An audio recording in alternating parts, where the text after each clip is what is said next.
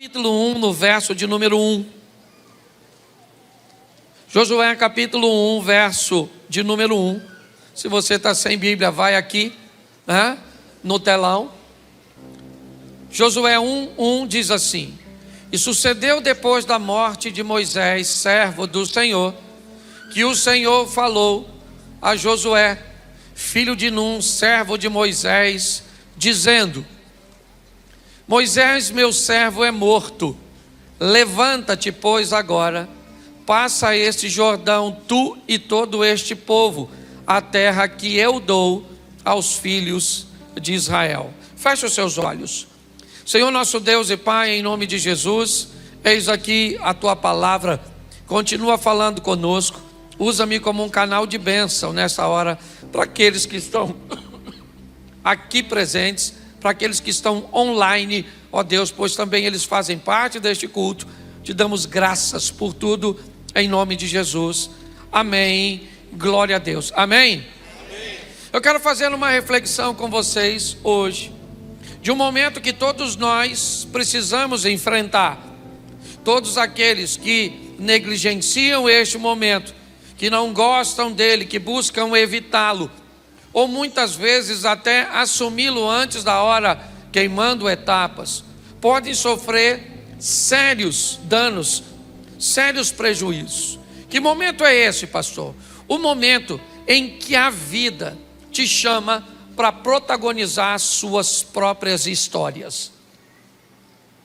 Nós estamos lendo um texto que fala, ele abre dizendo: depois da morte de Moisés, Deus vai falar com Josué e diz para ele: levanta-te, porque chegou a sua vez, Josué, de viver a sua própria história.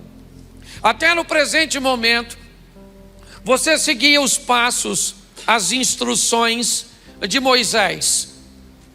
Até o presente momento, Moisés era o responsável, era ele que estava à frente. Mas agora Moisés, meu servo, é o que diz Deus a Josué, ele está morto, ele morreu. E agora está na hora de você assumir a frente, a responsabilidade. O que a vida está fazendo é chamando Josué, ou dizendo para ele que chegou a hora dele ir para a linha de frente. E aquele momento que você não tem mais o papai e a mamãe, e aquele momento que a vida te chama para viver as suas responsabilidades.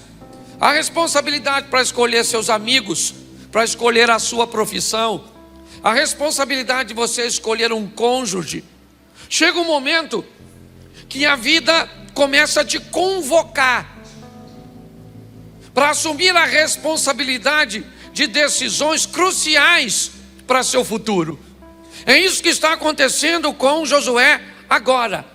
O tempo dele viver na sombra, no tempo de todas as responsabilidades, de tudo que precisa ser feito, estava na cabeça, na mente, na orientação de Moisés, ele acabou. Deus diz: agora sou eu e você, Josué. Chegou a hora de você assumir a sua responsabilidade. Algumas pessoas têm sérios problemas com este momento. Algumas delas tentam tomar essas decisões em ambientes emocionais desequilibrados, com muita infantilidade ainda, governando suas emoções, negligenciando as instruções do Moisés, que pode ser representado por alguém mais experiente, talvez seu pai, talvez um amigo mais experiente, talvez um irmão mais velho. Muitas pessoas assumem sérios problemas quando tentam assumir a vida antes da hora, achar que tem um controle da situação antes da hora. Muitas adolescentes terminam com um bebê no colo. Muitas pessoas terminam comprando aquilo que não tem condições de pagar. Muitas pessoas perdem a vida se misturando com quem não deve. Pessoas que resolvem assumir uma responsabilidade antes da hora. A vida ainda não te convocou para ser o líder de si mesmo, de tomar as rédeas da responsabilidade. E muitos filhos acham que os pais são retrógrados, conservadores demais. Muitas pessoas negligenciam esses conselhos, que ainda é muito cedo para casar, em meio a uma paixão, onde a pessoa cuja qual ela está apaixonada, poucas coisas tem a oferecer para o futuro, mas acha que são os pais que estão atrapalhando, criando um ambiente de percalço, e que na verdade a vida está usando é um Moisés para te dar direção enquanto você não tem. Outras pessoas vão para outra extremidade e começam agora a não gostar de obter as responsabilidades. É aquele camarada que se casa e ainda quer ou deixa a mãe comandar a vida dele. É aquele indivíduo que quer, né? Quando eu digo indivíduo, homem e mulher, que quer muitas vezes assumir uma família, mas ainda quer continuar, mesmo depois de casado, debaixo da proteção, do dinheiro, do controle. Eu costumo dizer que a pessoa mais perigosa para um casamento não é um amante, é uma sogra. Você está rindo, mas é sério, eu escuto o tempo inteiro isso. Então eu quero te dar uma direção hoje. Por quê? Porque em algum momento a vida vai te chamar. Ela pode, né? Ou ela vai te chamar no momento certo. Você pode ter certeza. Mas você pode começar a ouvir essa voz antes da hora, de uma forma precoce, e quebrar a cara, porque negligenciou, porque ainda era o tempo do Moisés, da experiência, está te aconselhando, está te direcionando. Ou você pode perder o time e acabar não querendo sair, virando um solteirão, uma solteirona, alguém sem responsabilidade, sempre dizendo que os outros são culpados do seu fracasso, está todo mundo contra você, há um complô no inferno contra você. Quando a vida chama Moisés para isso, Josué para isso, algumas instruções vão ser dadas a ele. Por quê? Porque inevitavelmente, quando a vida te chama a assumir a responsabilidade, quem é que resolvia tudo? Moisés. O mar tem que abrir? Moisés. Não tem água? Moisés. Os inimigos estão aí à frente? Moisés. O povo está adorando? Moisés. Quem é que vai subir o monte? Moisés. É sempre Moisés. Mas agora não. Quando você assume a responsabilidade da sua vida, primeira coisa que você vai ter que aprender a lidar é com a insegurança. Porque agora você não tem mais ninguém para culpar. Agora é você e você. Vai culpar quem agora? Quem vai ser culpado? Josué vai ter que lidar com isso. Por quê? Porque é altamente inseguro. Dizem que um passarinho, irmãos, quando ele vai fazer o seu primeiro voo, ele sabe muito mais sobre coragem do que sobre voo. Ele nunca voou. O que ele sabe é que ele vai saltar do ninho. Ali ele não tem conhecimento sobre voo. O que ele sabe é sobre coragem. Muitas pessoas são extremamente inseguras para tomar suas decisões. Eu costumo dizer, e sou bem equilibrado para isso: pastor, como é que eu faço para entrar nesse ambiente de uma forma sadia, salutar, com o menor número de erro possível? Como ser mais assertivo, procurando tomar decisões que te causam menos prejuízo por conta própria, e buscando instruções, aconselhamento sobre aquelas que são mais fundamentais. Ninguém chega no mundo aprendendo tudo. É importante você entender que quando a vida for te chamar para escolher alguém para casar, A insegurança vai fazer parte disso. A hora que a vida te chamar para uma responsabilidade profissional, você vai ficar muitas vezes permeando 2 ou 3 caminhos ou mais. O que eu quero ser, como você, como é que vai ser isso? Então há uma insegurança nesse ambiente que precisa ser vencida. Outra coisa que ele vai ter que lidar é com a comparação. Quem assume as rédeas de sua vida, inevitavelmente, vai ser comparado a um irmão, a um amigo, a um vizinho, a alguém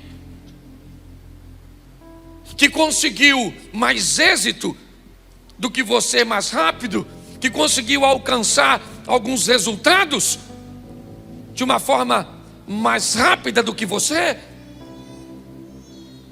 Todas as vezes que você for assumir a sua vida, inevitavelmente vão te comparar com alguém. Alguém que é mais magro, alguém que é mais inteligente, alguém que é mais rico, alguém que foi. Isso é inevitável.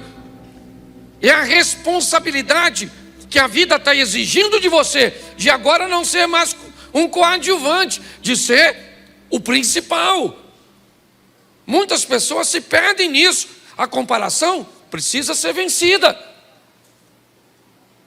Você vai pregar como eu? Inevitavelmente vocês me comparam com Elvis, com o Rafael. Quantas pessoas aqui? Você não precisa levantar a mão para não me envergonhar. Olha e diz: pastor, o Rafael prega 200 vezes mais do que o senhor.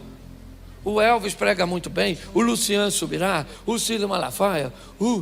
Esse dia o cara falou que gostava de ouvir 3 pessoas: Tirolipa, Tiririca e eu. Falou para um amigo. Falei: nossa, 3 excelentes pregadores, não é verdade? Então a comparação é algo inevitável. Aqui tem gente que é muito melhor do que eu em áreas que eu não sou tão bom. A comparação sabe, é uma responsabilidade que você precisa assumir quando a vida te joga para a linha de frente.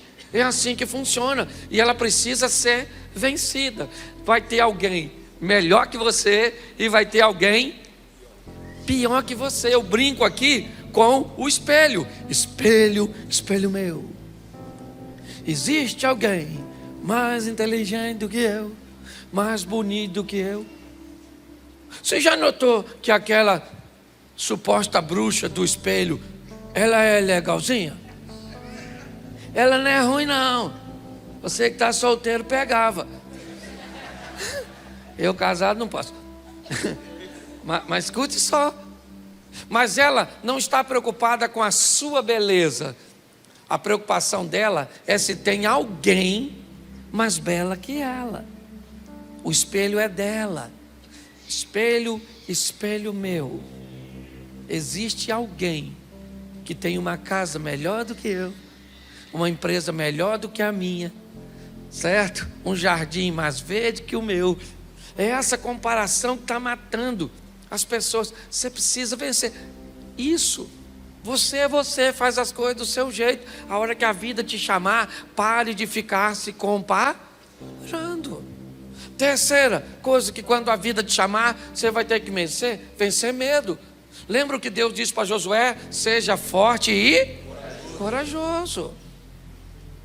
Você vai ter que vencer o medo. Por quê? Porque na vida nem sempre tudo é tão seguro, nem sempre tudo é tão exato. Muitas coisas cujas quais você vai ter que fazer, inevitavelmente, o desfecho delas ainda não estão totalmente visível diante de você. Então é comum que você tenha medo. O que eu vou ser na minha vida profissional? Será que esse relacionamento vai dar certo? Ninguém sabe. Tem que entrar nele e ter coragem para sair se o negócio não for bom. Entendeu? Medo. Quando Josué vai assumir a direção da vida dele, inevitavelmente ele vai ter que lidar com insegurança, com comparação. Pensa que o pessoal não falava? Aí Moisés era muito melhor. Esse Josuézinho aí está com nada não. E outra coisa, desconforto. Inevitavelmente, medo, ambiente de comparação e de insegurança vai deixar você numa linha desconfortável. Todas as vezes que a sua mente se depara com um ambiente de desconforto, inevitavelmente você pode, se não tiver força e coragem, estabelecer um ambiente de fuga. Eu nunca resolvo nada. É sempre amanhã, é sempre depois. Vamos resolver isso? Não, depois a gente resolve. Vamos falar sobre esse assunto? Não, depois a gente fala. Vamos comprar isso? Não, depois a gente compra.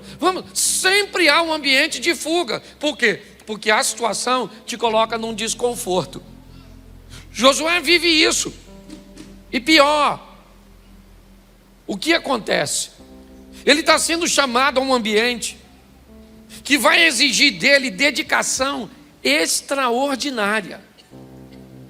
Olha só, o que a vida passa a exigir desse moço, que sempre esteve à sombra de Moisés, que sempre esteve debaixo das asas de seus pais, de seus responsáveis, de pessoas que tomavam decisões. É a seguinte, precisa botar não para nós ganharmos tempo.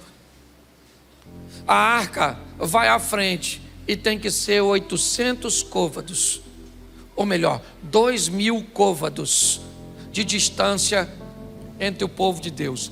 Ninguém pode se aproximar, aproximadamente 800 metros, não pode se aproximar da arca. Por quê? Porque morria. Era um nível de dedicação que a vida está pedindo dele. Santificai-vos hoje, capítulo 3, verso 5, porque amanhã o Senhor fará maravilhas em vosso meio. Capítulo 4, verso 2, vamos colocar 12 pedras. Capítulo 5, verso 2, vamos ter circuncisão e Páscoa. Preste atenção no que é a vida. Esquece o texto aqui e busque entender o que a vida está dizendo para ele e para mim. Quando chegar a hora de você assumir a responsabilidade de sua vida, que pode trazer para você sofrimento, dor ou alegria e prazer, tome cuidado com os detalhes, porque às vezes é nos detalhes que as coisas passam. É nos detalhes que nós nos complicamos com aquelas coisas cujas quais achávamos que não tinha problema. Por quê? Porque se algo for explícito, for grande, se houver uma visão de que aquele ambiente vai me gerar prejuízo de imediato, o que eu faço? Eu rejeito. A vida de Josué vai estar por um fio por causa de detalhes, porque é assim que funciona com todos nós. Ele consegue 800 metros de distância, então tá bom, fica os 800 metros. Como é que funciona? É santificação? Santificai-vos hoje. É desse jeito? É circuncisão? É Páscoa? Josué começa a assumir, como eu disse, com comparação, com insegurança, com medo, com desconforto, mas ele é obrigado a gerenciar tudo isso. Ele tem que gerenciar tudo isso. Ele tem que vencer tudo isso. Moisés foi extraordinário, e o que ele ofereceu foi sua experiência, mas chega agora a sua hora de viver a sua história. Você pode ter aprendido com muitos maridos, seu tio que foi marido, seu avô que foi marido, seu pai que foi marido, mas você só vai saber o que é ser um marido quando você tiver a sua esposa. Você pode ter aprendido com o pai de fulano, com pai, mas você só vai saber o que é pai ou mãe quando você tiver seu filho. Você só vai saber. Você quer ver uma coisa que era muito legal? Era assim: se eu fosse sair com meu filho, por exemplo, para ir ao McDonald's, e chegava lá no McDonald's e falasse para o menino: pede. Eram 2 hambúrguer, uma batata frita grande, um milkshake, um sundae e uma banana. e um suco de laranja de 500. Parecia que os meninos estavam amarrados e alguém soltou. Depois de um tempo, eu descobri que eu podia usar um outro método para medir isso. E suponhamos que, na época, esse lanche desse 50 reais. E aí eu pegasse os 50 e desse para eles. Quando eu dava os 50 para eles, eu deixava de ser o responsável. E agora o responsável... Menino, o apetite diminuía tanto. 2 hambúrguer, um só. Batata grande, não, nem quero batata não. Refrigerante, pergunta se tem água. Tudo. Por quê? Porque quando chega a hora de assumir o controle, é ou não é? É assim que funciona. Quando nós vamos olhar agora, que eu quero que você entenda, esse camarada está vivendo um ambiente bem desconfortável, está todo mundo querendo saber se Deus é com ele. Ele precisa estar extremamente atento aos detalhes. E a primeira coisa que vai acontecer com Josué é o seguinte: Deus diz para ele: pega os sacerdotes e eles conduzem a arca. Quando eles tocarem o pé nas águas, as águas vão parar e o povo vai passar. Provavelmente parou aqui e eles tinham que passar, obviamente, 800 metros abaixo, porque não podia se aproximar. Beleza? Tá bom. Quando o povo atravessa, eu imagino o povo falando, comparando. Devia ter aquela turma e falou: caraca, maluco, Josué é 10. O rio parou para a gente passar, sim ou não? Mas devia ter aquela turma falando: ria mole, quero ver mar. Caímos de liderança, porque Moisés abria era mar, maluco. Esse risinho aí, ó, isso não é nada não. O que é isso? Sempre tem alguém que vai achar extraordinário o que tu faz e vai descer a lenha em você. Aprenda uma coisa nessa vida: pessoas vão te amar por quem você é e vão te odiar pelo mesmo motivo. É assim que funciona. Não gostou, morre, porque não tem alternativa. É desse jeito. Primeira vitória, ela é clara. O rio abriu, e quem foi que abriu? Deus. Deus está dizendo para Josué e para todo o povo: tem coisas que é comigo e eu resolvo e pronto. Amém? Pô, chegou do outro lado com moral. Mas agora tem Jericó. E Jericó, o modelo muda.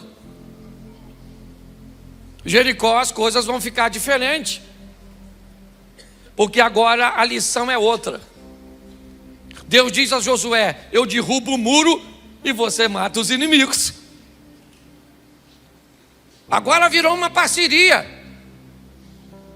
O que Deus está dizendo para esse indivíduo agora é diferente.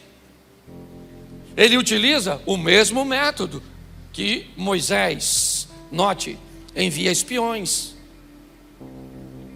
Assim como Josué, assim como Moisés mandou Josué espiar Canaã, Josué manda, certo? Os homens irem a Jericó, fazerem a leitura do ambiente, trazerem, note que ele está, Moisés está morto, mas seus ensinamentos ainda estão vivos na prática de Moisés, ou na prática de Josué. É importante nós olharmos isso. Bom, eu acredito que você, conhece no capítulo 6, no verso 20, o muro cai. Cai porque quem derrubou? Quem derrubou? Deus. Mas a vitória é vencida por quê? Porque Josué lidera seus soldados contra Jericó. O que ele está agora é vivendo sua segunda vitória. Agora não apenas mais, como a primeira, onde eles não tiveram participação. Agora eles se sentem partes. Eles fizeram partes do processo. Agora Deus derrubou o muro, mas eles foram com suas espadas, suas lanças, certo? E entraram em Jericó, e mataram, e destruíram, e pegaram os despojos. E agora está todo mundo entendido? Deus é conosco. A lição agora é diferente da primeira. Tem coisas que Deus vai resolver sozinho por você, mas tem coisas que Ele vai resolver em parceria com você. É assim que funciona. Ele pode curar a sua enfermidade com um milagre direto, é lógico, mas Ele pode agir sobre um medicamento cujo qual você está tomando, ou uma terapia cuja qual você foi exposta, claro.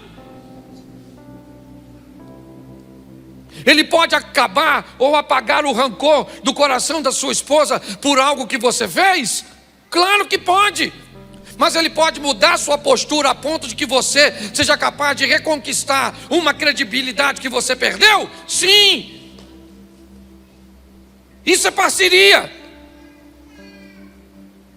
O que nós precisamos entender é que estamos lidando com um Deus inteligente.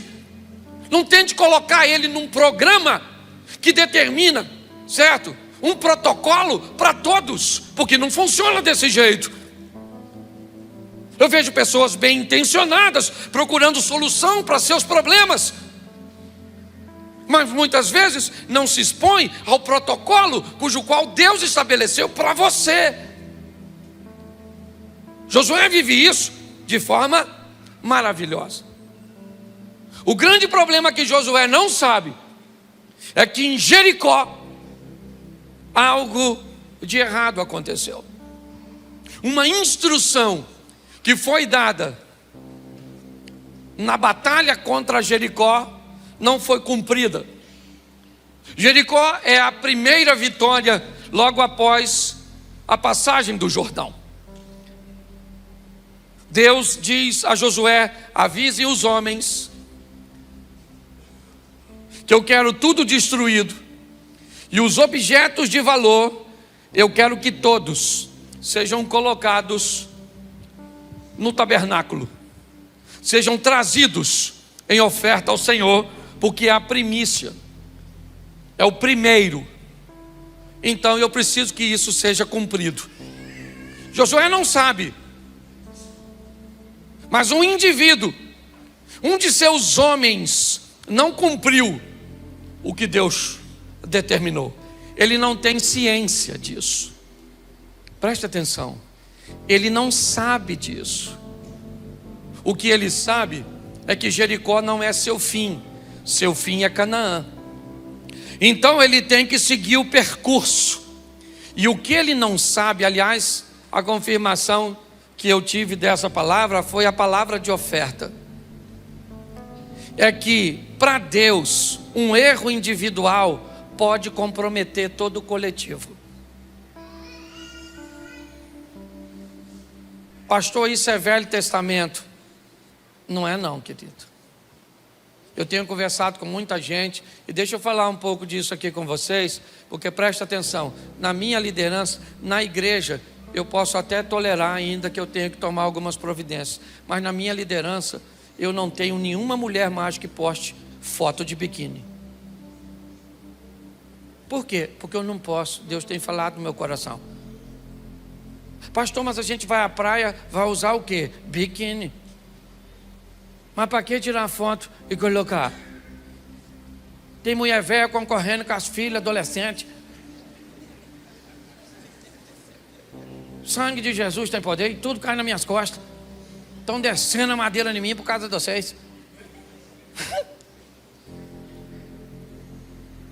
Então deixa eu falar uma coisa para você. Na minha liderança, a hora que eu ver alguém com comportamento correto, incorreto, ou chegar, eu não vou ter mais meu nome sujo por causa do comportamento dos outros. Uma das regras que a gente começou essa igreja, quem lembra? Aqui não toleramos o nosso pecado, por que toleraríamos o seu? Tu quer tirar foto peladona, maneirona lá, Dona Eva? Beleza. Você está entendendo? Mas não vão caminhar. Ah, pastor, o que tem a ver? Sabe o que eu tenho aprendido? Que certo? O individual pode comprometer todo o coletivo. Então não vou mais aceitar. Na igreja eu ainda tenho que tolerar por causa da mudança. Uma hora o Espírito Santo fala. E está assim de gente na igreja que também vai para o inferno. Também não posso querer que todo mundo entre no céu. Aí lá eu acredito até que vai ter que usar um biquininho. Porque a temperatura lá é alta, não é verdade? Aí lá você fica tranquila. Satanás. Tira um selfie e manda. Certo? Para nós ver lá no céu. Vai para o inferno. Perturbar outro. Certo? Então, o que ele não sabe. Não, gente, me desculpa, você que está visitando. Pô, pastor, achei que o senhor era engraçado. Pois é, sou. Mas a gente precisa disso. Pô, a igreja não pode. Qual é a diferença da igreja para um mundo secular? Não estou falando que vestimenta é diferença, não. Mas também não abusa. Já falei isso aqui. Esse dia eu vi uma irmã na rua. Minha ovelha.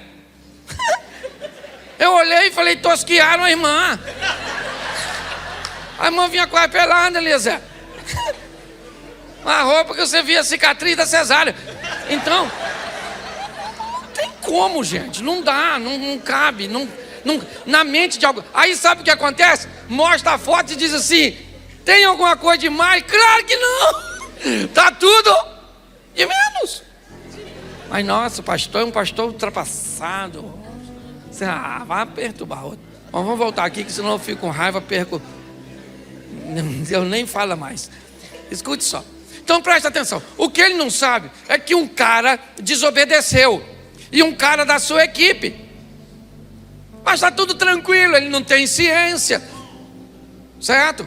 Porque se ele não tem ciência, ele não é conivente. O que tem agora? Agora Jericó já passou, o Jordão já passou. Deus agiu sozinho no Jordão. Deus agiu comigo em Jericó. E agora? Agora é uma minúscula cidade. Se juntar todos, são aproximadamente 3.000 homens, ou 3.000 pessoas, onde a maioria eram mulheres e crianças. Josué, como sempre, manda ir à frente seus batedores, fazem a vistoria da próxima batalha, e aí eles voltam e dizem, Josué, do jeito que nós estamos, depois de passar o Jordão e de ganhar Jericó, nem manda os 30.000 soldados, manda só 3.000 homens que eles vão lá, mas vão rebentar os inimigos. Josué falou, beleza, vão os 3.000. Levaram uma surra, meu filho. Depois você lê, que eu não sou obrigado a ler tudo, mas está lá. Os caras de Ai saíram correndo atrás do povo de Deus. E os caras correndo. Chegaram em umas pedreiras, ainda mataram alguns. E o restante foi correndo com o rabinho entre as pernas. Chegaram lá e falaram, ai Josué. Caraca, maluco. Os caras são fera, os caras lá de Ai. Eu acho que o nome deve ser esse, Ai, porque quem vai lá volta falando ai, misericórdia.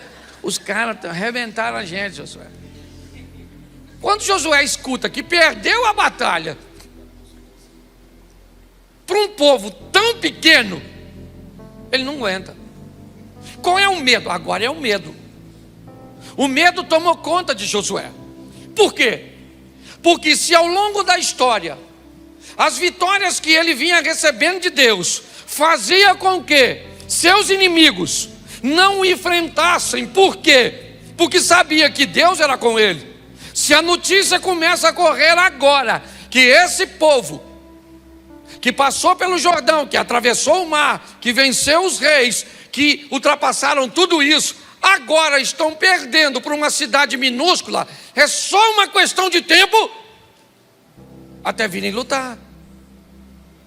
Aprenda uma coisa: ninguém quer lutar com quem é forte. Ninguém quer disputar com alguém que sabe de antemão que vai perder.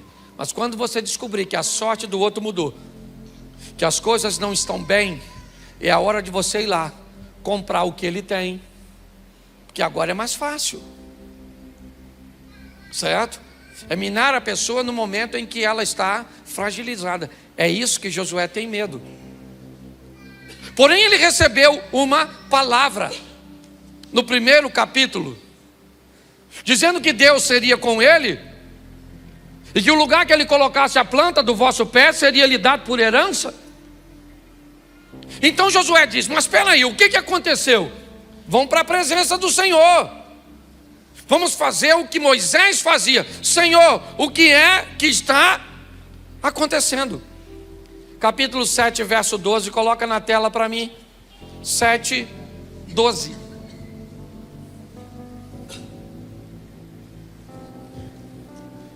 Pelo que os filhos de Israel não puderam subsistir perante os seus inimigos, viraram as costas diante dos seus inimigos, porquanto estão amaldiçoados, não serei mais convosco, senão desarraigardes o anátema, ou seja, a maldição do meio de vós. Preste atenção no que esse texto está dizendo. Josué, a primeira vez eu fui com você e era visível, eu abri o mar. Da segunda vez eu fui com você, era visível, eu derrubei a muralha e você destruiu.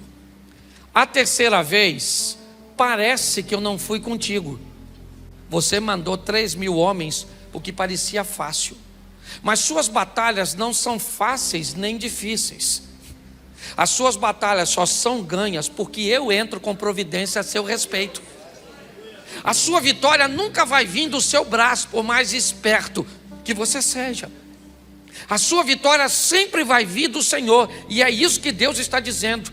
Vocês estão amaldiçoados, e eu não serei mais com vocês. Vocês não ganham mais de ninguém. Não interessa o tamanho de seu adversário,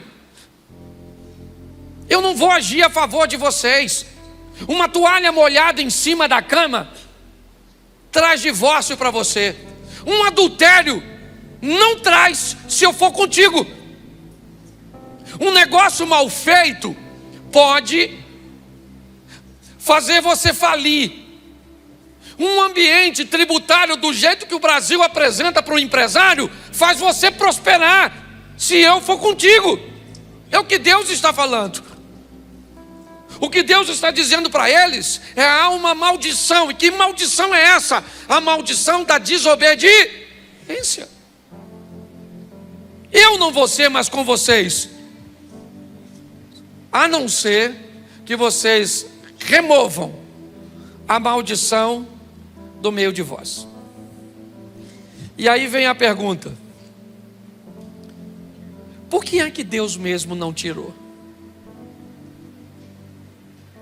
Deus já sabia quem era, já sabia onde estava. Deus já sabia. Deus já sabia de tudo. Não era mais fácil Deus ir lá e matar? Mas presta atenção que a história aqui não é sobre a vida de Deus, é sobre a vida de Josué. É ele que tem que tomar as decisões. Deus diz para ele: ó, seu problema está aqui, ó, nessa postura sua. Seu problema está nessa pessoa, está nesse relacionamento, está nesse hábito, está nessa situação. O que Deus faz é indicar a você com muita benevolência, com muita bondade e misericórdia, mas não é obrigação dele remover da sua vida aquilo que você tem que remover, que eu tenho que remover. E Deus disse: eu não vou mostrar, eu só estou dizendo para você que tem maldição, tem coisas que não deveriam estar aí, e você que procure resolver. É obrigação sua descobrir o que está te causando mal. É o que Ezequias fez, certo? Ele olhou e disse: nossos pais caíram à espada, nossas esposas, mulheres, né? Filhos foram entregues. E por quê? Porque os nossos pais viraram as costas ao Senhor, fecharam as portas, não apagaram incenso. O que ele está dizendo? Eu descobri, procurando, o motivo pelo qual nós estamos sofrendo isso. E o que eu vou fazer? O oposto. Deus está chamando esse camarada e dizendo para ele: olha, você não ganha mais de ninguém se você não consertar isso. Sabe o que ele faz? Ele chama o povo. Ele pede a Deus: Senhor, eu vou fazer a minha parte. É obviamente que todos vão negar o feito. Ninguém vai assumir a responsabilidade. Então eu preciso que o Senhor entre comigo. Mas fique tranquilo, porque eu vou separar o povo por tribos, vou separar o povo por famílias, e o Senhor nos deu uma direção quando esse indivíduo chegar até aqui, porque eu vou tirar ele do nosso meio, porque eu não vou comprometer todos pela postura de alguns. Você não pode comprometer toda a sua vida por causa de uma pessoa, por causa de um hábito. Está incorreto isso. Josué manda chamar a todos, até que chega em Acã, capítulo 7, verso 21. Põe para mim, porque essa é a descrição talvez mais clara de tudo aquilo que nos prejudica. Ele acaba de localizar um indivíduo, o nome dele é Acã. Eu acho que ele é filho de Zibde, da tribo de Judá, se não me falha a memória. E esse é Acã dizendo, quando Josué diz: o que você fez? E ele descreve o caminho do pecado. Se você gosta de saber e gosta de um dos textos que pode te afastar de cometer erros, esse aqui é um deles, porque define bem: quando eu vi o quê? O que era proibido. Quando eu vi entre os despojos uma boa capa babilônica, 200 siclos de prata e uma cunha de ouro do peso de 50 siclos, quando eu vi isso, eu vi o quê? Eu vi o proibido. Eu vi o que Deus disse que eu não deveria mexer. Quem disse que eu não deveria pegar? Deus. Quem está vendo? Ninguém. Bom, se ninguém está vendo, eu posso pegar, porque ninguém está vendo. O problema é que quem disse para não pegar é aquele que vê todas as coisas. Quando nós olhamos, ele está descrevendo. Isso aqui é a historinha de Eva. Quando ela viu o fruto, ela cobiça o fruto, ela pega o fruto. Está aqui, ó. Cobicei-os e tomei-os. Ao contrário de Eva, ela tem um passo um pouco a mais, porque pegou o fruto da desobediência e comeu. Ele não vai comer a capa babilônica, ele não vai comer o ciclo de prata, ele não vai comer a taça, ele não vai. Mas o processo é o mesmo. O que a Bíblia está dizendo: vi, cobicei, tomei. Lembra quando eu falei sobre vozes aqui umas 3 semanas atrás? Lembra? A voz do pecado, depois que você faz, ela manda você fazer o quê? Se esconder. Vi, cobicei, tomei e escondi.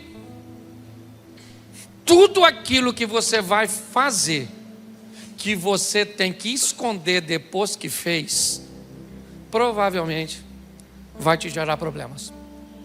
Não estou falando de sua individualidade e privacidade, não é nada disso. Não estou dizendo que você tem que expor toda a sua vida para todo mundo, não é nada disso. Uma coisa é você ter a opção de não contar, outra coisa é você não poder contar porque você sabe que aquilo que fez é errado. Você tem a opção de ter senha no seu celular? Sim ou não? Claro, isso é uma questão de privacidade, sim ou não? Ainda que eu acho que entre marido e mulher, eles deveriam saber a senha. Mas eu também respeito quem tem a senha. Agora, quando você tem uma senha para esconder, aí é problemático. A grande questão Na verdade é essa. Quando nós olhamos para esse texto, o que nós descobrimos? Que esse é o caminho. Vi, cobicei, tomei, e agora eu sou obrigado a me esconder. Quando ele narra isso, Josué está diante dele. Me parece que a família de Acã, porque também não é uma coisa tão fácil de se esconder sozinho, certo? Tem mais algumas pessoas que participam, e ele diz: não vai ser fácil, mas eu vou ser obrigado a matar o Acã, a mulher dele, os filhos dele e todos que participaram disso. Vamos tirar para fora da cidade. Todo mundo taca pedra neles. Todo mundo vai tacar pedra neles. Esquece as pedras, esquece o ambiente que pode parecer altamente grotesco, violento. Entenda que o que está sendo banido aqui é aquilo que pode comprometer o futuro. E a hora que você começar a ter pena daquilo que pode estragar seu futuro, e a hora que você começar a ter pena de tirar da sua vida aquilo que pode levar sua vida nessa terra para o inferno, ou comprometer sua vida eterna, automaticamente você perdeu noção de valores. Josué agora pega todos os envolvidos, leva para fora, porque presta atenção, se o erro de um compromete o coletivo age para inibir o ato de um. A mensagem é essa. Hoje eu estou tacando pedra no Acã, porque fez o que tinha que fazer, e aí homens morreram na batalha, humilhação veio sobre o povo, porque homens morreram. Não tenha ele como inocente não, porque lá nas pedreiras, homens que saíram para pelejar, morreram por causa da posição que ele resolveu assumir. É importante nós olharmos isso. Hoje você pode ter, medo de perder um relacionamento, medo de tomar uma postura que pode trazer prejuízos muito grandes lá na frente. Ele mata todos, taca fogo em todos, ou seja, ele destrói aquilo que estava impedindo que ele avançasse. Agora ele reúne seus homens, certo? E vão todos eles contra Ai. Todos eles. É importante nós entendermos que Josué perde uma batalha, mas ele não perde a guerra. Cuidado com essa expressão na hora de tentar animar alguém, porque parece que crente não perde batalha. Ok? Batalha não é a guerra. Batalha, certo? São atos que acontecem durante a guerra. Atos, avanços, cidades, né? Estamos aí num ambiente, então vai avançando, conquistando, protegendo, avança, conquista, protege, avança, conquista, protege. Nunca avança sem antes proteger. É assim que funciona. Hoje eu quero dizer para você e para mim aqui, principalmente nós que já assumimos as rédeas da nossa vida, que o nome de Deus pode estar sendo engrandecido ou envergonhado com o estilo de vida que você resolveu viver. Essa é a grande verdade. Nós vemos agora esse cara sair dali de cabeça erguida, foram lá, destruíram Ai, dominaram, continuaram avançando. Josué foi um vencedor, mas por quê? Porque teve coragem de assumir responsabilidade e afastar da sua vida aquilo que lhe trazia derrota, afastar de seu comportamento. Se você sabe que seu comportamento causa prejuízo para o seu casamento, o que você faz? Se você sabe que o seu comportamento causa prejuízo para seus negócios, o que você faz? Pare e pense. porque provavelmente tomar uma decisão te deixa desconfortável, amedrontado, inseguro. Talvez você vá para um colégio e não cumpre o protocolo padrão das menininhas que estudam lá.